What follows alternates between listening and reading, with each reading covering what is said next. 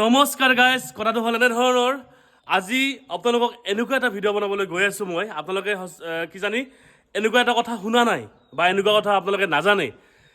তো ভিডিঅ'টো চাই থাকিব শেষলৈকে। বহুত বেছি টুইষ্ট আছে ভিডিঅ'টোত এখন পূজাক লৈ। আজি মই উপস্থিত হৈছোঁ গোৱালপাৰা জিলাৰ দৰংগিৰিত নিচেই কাষৰীয়া অঞ্চল পাটিয়াৰপাৰাত বহু বছৰ ধৰি বাহ পূজা অনুষ্ঠিত কৰা হৈছে। আৰু বাহ পূজা মানে মদন কামদেৱ আৰু লতি দেৱীক ভগৱান হিচাপে তেওঁলোকে পূজা কৰে। আৰু এই যিটো পূজাৰ মেইন মূৰ্তি যিটো আমি কওঁ যে দুৰ্গা মূৰ্তি থাকে, শিৱৰ মূৰ্তি থাকে, তো এখেতসকলৰ মূৰ্তি হ'ল বাঁহগছ।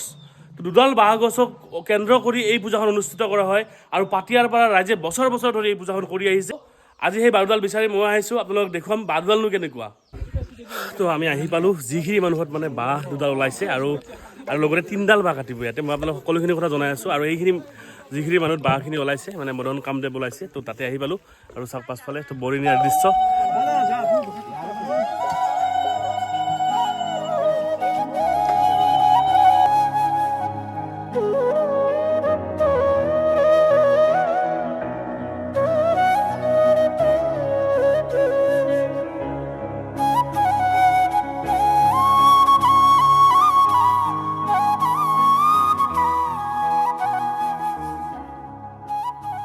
আচলতে আমি বাজৰা পৰম্পৰা হিচাপে আমি পূজা কৰি আহিছোঁ। আৰু এই বাজৰাৰ কিছুমান বৈশিষ্ট্য আছে আৰু এই বৈশিষ্ট্যসমূহ মানে বিচাৰি পোৱাটো খুব কঠিন।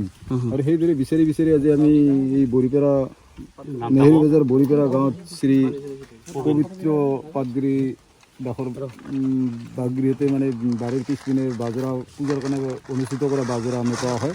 আৰু সেয়েহে আমি বাজৰা চোৱাৰ পিছত দুদিন পিছত আমি শনিবাৰ বা সৰুবাৰ যিকোনো এটা বাৰ লৈ আমি বাজৰা মানে বামুণ এই পুৰোহিতৰ দ্বাৰাই জাগাই যোৱা হয়। আৰু এটা সৰবাৰ লৈ মানে বাজৰা কাটি নিয়াৰ কাৰণে মানে সিদ্ধান্ত কৰা হয়। আৰু আজি সেই সৰবাৰ হিচাপে আমি এই বাজৰা পূজাৰ কাৰণে সমূহ আমাৰ পালি গায়ন বায়ন ওজা আদি পুৰোহিতে আদি কৰি আমি নাচি বাগি ভাগৰ গীতেৰে সৈতে আমি এই বাজৰা কাটি পূজাত লৈ যাব ওলাইছোঁ। আৰু এই বাঁহযোৰা কেনেকৈ চিনাক্ত কৰা হয় যে এইযোৰা বাঁহে যে মদন কামদেৱৰ পূজাত লগোৱা হ'ব? তাৰমানে যিকোনো বাঁহ পূজা কৰিব পৰা যায়, কিন্তু সিহঁতে আচলতে আমাৰ ভাগৰ গানত কি বাঁহ পূজা কৰিব লাগে সেই বিষয়ে তাৰমানে গানত লেখাই থাকে। আৰু সেই গান হিচাপে আমি মানে বিচাৰি ভুৰকা বাঁহকে মানে আমাৰ পূজাৰ কাৰণে ব্যৱহাৰ কৰা হয়। আৰু সেইযোৰা বাঁহ এটা মূৰাৰ পৰা ওলাব লাগিব আৰু সেই বাঁহযোৰা দক্ষিণ চাইডে হেলা হ'ব লাগিব। সেইযোৰা বাঁহ কোনো পোকে খোৱা বা আগ মৰা হ'ব নালাগিব। আৰু কমেও মানে 10-15 গাঁঠি মানে জোৰা মিলিব লাগিব। এয়ে কি বাজৰা মেইন বৈশিষ্ট্য। আপুনি বাজৰা দেখুৱাব নেকি অলপমান? বাজৰা এইযোৰাই বাঁহ। আৰু এইটো হৈছে মানে লগত যোৱা হিচাপে মানে আবু হিচাপে ধৰা হয়। বাজৰাক যিহেতু ভগৱান হিচাপে পূজা কৰা হয়, কোন যোৰক কি নামেৰে জনা যায়? যিহেতু মদন কামদেৱ হিচাপে আপোনালোকে নামাকৰণ কৰে তাতে পূজাখনত। ইডাল হৈছে মদন কামদেৱ আৰু এইডাল লতি দেৱী আৰু ইয়াৰ লগতটো আৰু এইটো আইতা জন্ম। আৰু কোনফালে হেলি থাকিবলৈ বাদল? কোনফালে মানে দক্ষিণ চাইডে হেলি থাকিব। আৰু এটা মূৰাৰ পৰা ওলাইছে, এটা মূৰাৰ পৰা ওলাব লাগিব। কোনো পোকে খোৱা হ'ব নালাগিব, আগমৰা হ'ব নালাগিব। কোন চাইডে হেলিব লাগে? দক্ষিণ চাইডে।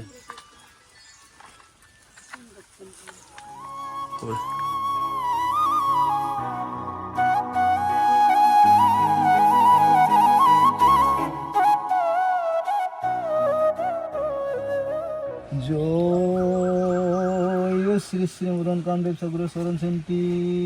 হরি বলা হরি বলা হরি আর এবার হরি বলা।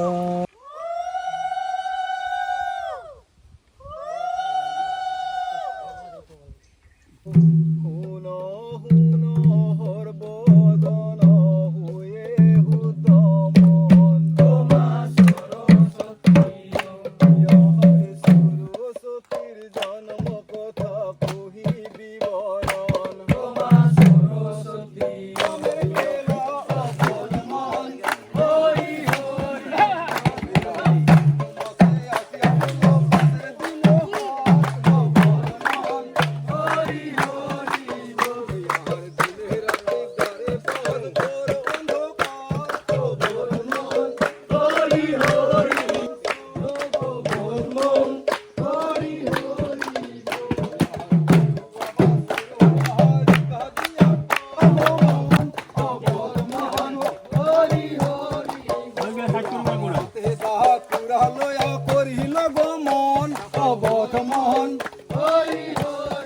ইয়াহাৰ দক্ষিণ দিশতে যায় দিল দৰ্শন অৱধমন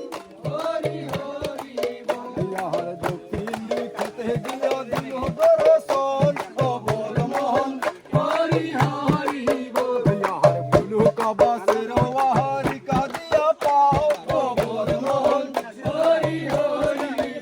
ইয়াহাৰ বুলুক বাসেৰ ৱাহাৰি কাদিলো বহজ আগালো তুলিলো অৱধমন ইয়াহাৰ গুৰতো কাদিলো বহজ আগালো তুলিলো অৱধমন ইয়াহাৰ গুৰতো কাদিলো বহজ আগালো তুলিলো অৱধমন ইয়াহাৰ দক্ষিণ দিশতে বহজ জাহাৰ আগাল হেৰা অৱধমন ইয়াহাৰ গুৰতো কাদিলো বহজ আগালো তুলিলো অৱধমন ইয়াহাৰ হৰি হৰি বলিয়া বাজ ভূমিতে পৰিলো অৱধমন ইয়াহাৰ হৰি হৰি বলিয়া বাজ ভূমিতে পৰিলো অৱধমন ইয়াহাৰ গুৰিতে পেলাইলো বাজ গুৰিয়া বলিয়া অৱধমন ইয়াহাৰ গুৰিতে পেলাইলো বাজ গুৰিয়া বলিয়া অৱধমন ইয়াহাৰ আগতেও পেলাইলো বাজ তোৰ হলা বলিয়া অৱধমন ৰাতি গৃহস্থৰ পৰা বাঁহ কাটি লৈ আমি গাড়ীত বজাই দি তো আমি এতিয়া যাব ওলাইছোঁ ধৰি লৈ তো গাইজ সেনেকৈ আমি মদন কামদেৱ আৰু লতি দেৱীক আৰু লগতে তেখেতসকলৰ আবুক আমি লৈ গৈ আছোঁ আৰু লৈ যাম। আজি আমি উপস্থিত হৈছিলোঁ গোৱালপাৰা জিলাৰ দৰংগিৰি দাঁতিকাষৰীয়া অঞ্চল বৰিপাৰা বুলি কয়। এই বৰিপাৰা অঞ্চলতে এই বাঁহ দুডাল তিনিডাল মানে পোৱা গৈছে আৰু সেইটোৱে লৈ গৈ আছোঁ আমি এতিয়ালৈকে। এতিয়া যাম আমি পাটিয়াৰপাৰালৈ। তো বলক তাতে গৈ আপোনালোকক দেখুৱাইছোঁ ভিডিঅ'টো। তো ৰাইজসকল সেনেকৈয়ে আমি আহি পালোঁ পূজাস্থলী, বাঁহসমূহ কাটি লৈ আহিলোঁ আৰু আপোনালোকেতো গমেই পায়। আৰু ইয়াতে পূজা অনুষ্ঠিত হ'ব। সেয়া দৰংগিৰি পাটিয়াৰপাৰা, এইখন পাটিয়াৰপাৰা গাঁওখন আৰু এয়া কালী মন্দিৰ প্ৰাংগণ আৰু এয়া মেইন হাইৱে। এয়া মেইন হাইৱে। চ'ত মাহৰ 27, 28 আৰু 29 তাৰিখ আৰু ইংৰাজীত যদি চাবলৈ যায় আপোনালোকৰ 10, 11 আৰু 12 এপ্ৰিলত এইখন পূজা অনুষ্ঠিত হৈ থাকিব। সেয়েহে সমূহ ভক্তপ্ৰাণ ৰাইজক পূজা পৰিচালনা সমিতিয়ে উপস্থিতিৰ লগতে সহায় সহযোগিতা আন্তৰিকতাৰে কামনা কৰিছে। আৰু ময়ো এই ভিডিঅ'টোৰ পৰা বিদায় মাগিছোঁ। যদি ভিডিঅ'টো ভাল লাগে লাইক, কমেণ্ট, শ্বেয়াৰ, চেনেলটো বুলি ছাবস্ক্ৰাইব কৰিব আৰু ফেচবুকত চাই আছে পেজটো ফ'ল' কৰিব। যদি মই এইখন পূজাত আহিব পাৰোঁ, মানে মোৰ কিবা এটা থকাৰ বাবে এইখন পূজাত মই উপস্থিত হ'ব নোৱাৰিম কিজানি, যদি পাৰোঁ আপোনালোকক কেনেকৈ পূজাখন হয় মই সেইটো বস্তু দেখুৱাম। আৰু যদি আহিব নোৱাৰোঁ তেতিয়া কেতিয়াবা হ'লেও এই পূজাখন আপোনালোকক মই দেখুৱামেই। তো আজিলৈকে বাই বাই, লগ পাম আকৌ।